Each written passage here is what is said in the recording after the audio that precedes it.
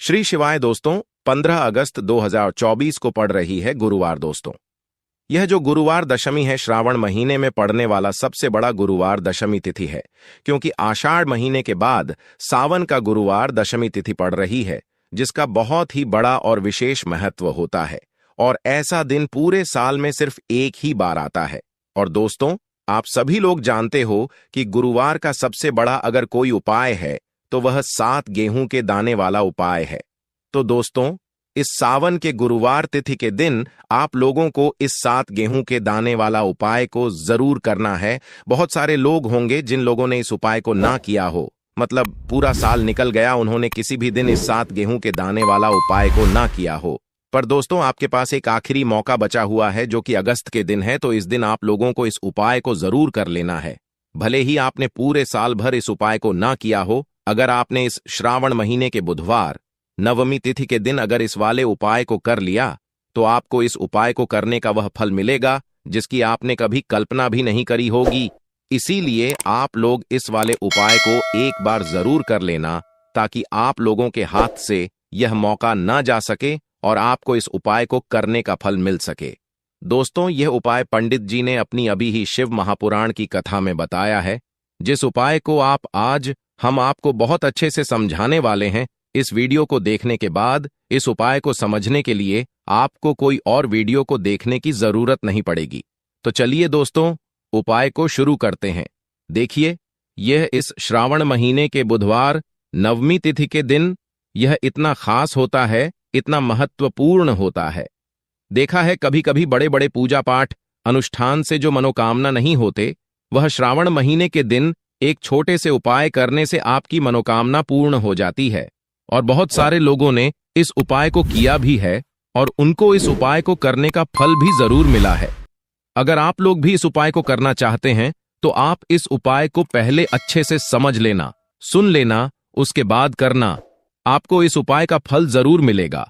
और इस उपाय को कर लेने से आपके घर में चाहे किसी भी तरह की और समस्या क्यों ना चल रही हो, आपको उसका कारण भी नहीं पता है कि दोस्तों यह समस्या किस कारण से चल रही है। उसका कुछ भी कारण हो सकता है, जैसे पितृदोष हो सकता है या किसी भी तरह का मंगल दोष भी हो सकता है। तो इस दिन आप लोगों को यह वाला उपाय कर लेना है, क्योंकि आप इस उपाय को बहुत ही बड़े और विशेष दिन पर कर रहे हो। तो चलिए अब उपाय के बारे में बात करते हैं। लेकिन उससे पहले आप लोगों को यह जानना आवश्यक है कि आखिर यह उपाय किस समय करना है, किसको करना है और कैसे करना है। तो चलिए हम आगे आपको वीडियो में एक एक करके बता देते हैं। तो दोस्तों, इस 7 गेहूं के दाने वाला उपाय को हमें इस गुरुवार के दिन कैसे करना है और किसको करना है, किस समय करना है और कहां पर करना है, यह सारे सवालों के जवाब आपको इस वीडियो में मिल जाएंगे। और जो यह वीडियो देखेगा दोस्तों, उसको 7 गेहूं के दाने वाला उपाय जरूर करना चाहिए, क्योंकि इस दिन गेहूं का भी बहुत ही बड़ा और विशेष महत्व होता है। और जब भी बड़ा उपाय हो जाता है इस गुरुवार का, तो अब दोस्तों, इस 7 गेहूं के दाने वाला उपाय को आखिर करना किसको है। सबसे पहले हम लोग वह बात जान लेते हैं। देखो, घर की जो बड़ी माताएं बहनें होती हैं, उन माताओं बहनों में से कोई भी एक बड़ी माता बहन इस वाले उपाय को कर सकती है। और दोस्तों, अगर आप चाहे तो अपने घर में से सभी सदस्यों को भी इस वाले उपाय को करवा सकते हैं।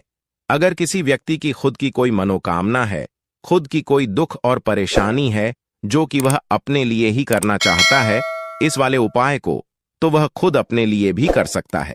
बाकी अगर कोई घर में से ऐसा भी है जो कि अपने घर परिवार की सुख और शांति के लिए यह वाला उपाय करना चाहता है, तो दोस्तों वह भी कर सकता है। उसमें भी कोई दिक्कत वाली बात नहीं है। कहने का मतलब यह है कि इस उपाय को हर एक सदस्य भी कर सकता है। और पूरे घर परिवार के सदस्य के लिए घर की बड़ी माताओं बहनों में से कोई एक माता बहन भी कर सकती है। माताएं बहनें अगर घर में उपस्थित ना हो या वह यह वाला उपाय ना कर पा रही हो, तो फिर घर का कोई बड़ा सदस्य भी इस 7 गेहूं के दाने वाला उपाय को कर सकता है, चाहे फिर वह क्यों ना हो। उसमें कोई भी दिक्कत वाली बात नहीं है। अब दोस्तों देखो, हमें शिवलिंग के पास में जाकर यह वाला उपाय करना है। तो बहुत सारे लोग प्रश्न करते हैं, हर एक उपाय को करते समय क्या हम इस उपाय को घर पर या मंदिर में कर सकते हैं। देखो, इस वाले उपाय को आप मंदिर में करोगे तो अच्छा रहेगा, घर पर नहीं करना है। इस वाले उपाय को उसके बाद में दोस्तों, जो अगला प्रश्न निकल कर आता है वह यह आता है इस उपाय को लेकर कि आखिर इस उपाय को हमें किस समय करना है, सुबह के समय करना है कि शाम के समय करना है। तो देखो, इस वाले उपाय को आप लोग सुबह के समय भी कर सकते हो और के समय प्रदोष काल में भी कर सकते हो।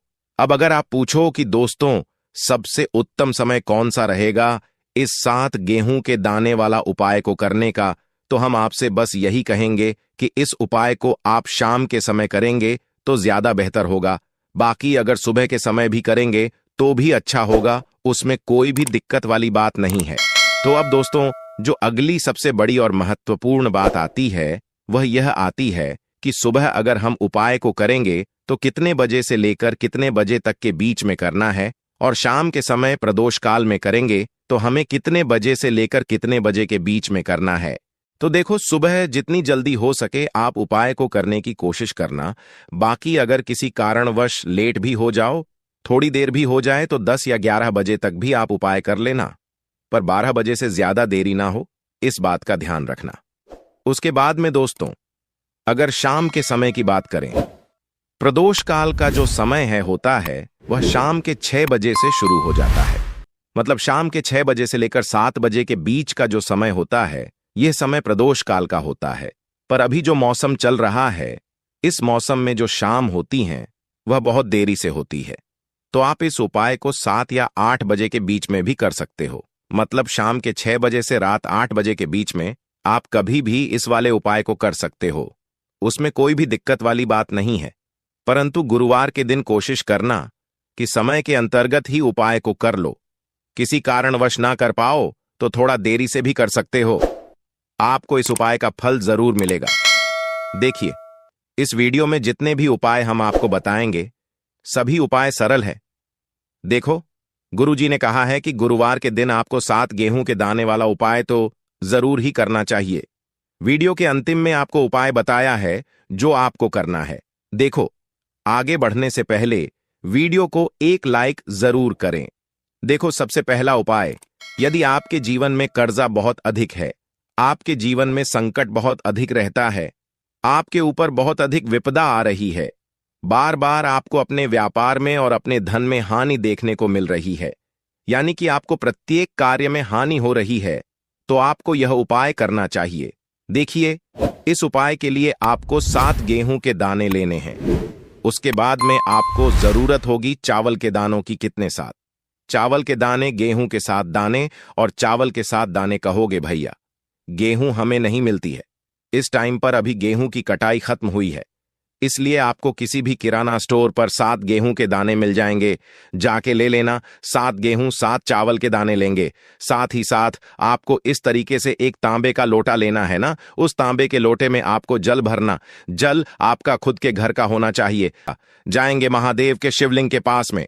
शाम के टाइम पर प्रदोष काल में मन है घर पर करो, मन है मंदिर में करो। फेस रखना कौन सी दिशा? उत्तर दिशा, नॉर्थ डायरेक्शन। अब यहां पर जो मैं आपको क्रम बताने जा रहा हूं ना, उस मेरे क्रम को बहुत ध्यान से सुनिए। महादेव को अगर कोई सबसे प्रिय, तो उनकी सबसे छोटी पुत्री जिनका नाम है माता अशोक सुंदरी, जो आपके पास में चावल के 7 दाने हैं ना, उन चावल के 7 दानों को माता अशोक के स्थान पर आपको कुछ इस तरीके से रख देने हैं ना। चावल के दाने को रखने के बाद में जो आपके पास में तांबे का लौटा, उस तांबे के लौटा को कहीं पर भी हम जल नहीं चढ़ाएंगे। सिर्फ और सिर्फ माता का जो हस्तकमल आपको दिख रहा है, यहीं पर गोल गोल आपको समर्पित करना है, उसी जल को, और कहीं नहीं ना। तो माता अशोक सुंदरी के स्थान पे, न तो शिवलिंग के ऊपर, सिर्फ आपको यहां पर गोल गोल जलाधारी पे आपको उस जल को समर्पित करना। अब आपके पास 7 गेहूं के दाने, अरे बचे हैं कि नहीं बचे हैं, उन्हीं 7 गेहूं के दाने को आपको अपनी मनोकामना, अपने विशेष कहते हुए महादेव के शिवलिंग के ऊपर, अगर आप प्रदोष के दिन प्रदोष काल में कर देते हैं, तो आपकी जो भी मनोकामनाएं होंगी, जो भी विशेष होंगी, महादेव पूरी जरूर करते हैं। अन्न को समर्पण करने से, उस खासकर गेहूं को समर्पण करने से हमारी इच्छाएं पूरी होती हैं। और अगर वह दिन प्रदोष का दिन हो, तब तो इस सुंदर संयोग कुछ भी नहीं हो सकता। आपकी इच्छाओं को पूरा करने के लिए बहुत स्पेशल, बहुत प्यारा सा उपाय आप सभी को जरूर करना है। ध्यान ना रखिएगा, यह उपाय प्रदोष काल में करना है, सुबह के टाइम नहीं कर सकते। ठीक, चलो तो पहले उपाय की तो हमने यहां पर बात कर ली है। देखिए, इस उपाय के लिए आपको मात्र एक लौंग का जोड़ा लेना है, यानी कि 2 फूल वाली लौंग लेनी है। साथ में आपको मात्र थोड़ा सा शहद लेना होगा और इसी के साथ में आपको तांबे के पात्र के अंदर शुद्ध जल लेना होगा। अब देखिए, सभी सामग्रियों को लेकर के आपको भगवान शिव के मंदिर में पहुंच जाना है। देखें, यह उपाय आप सुबह से लेकर शाम तक कर सकते हैं।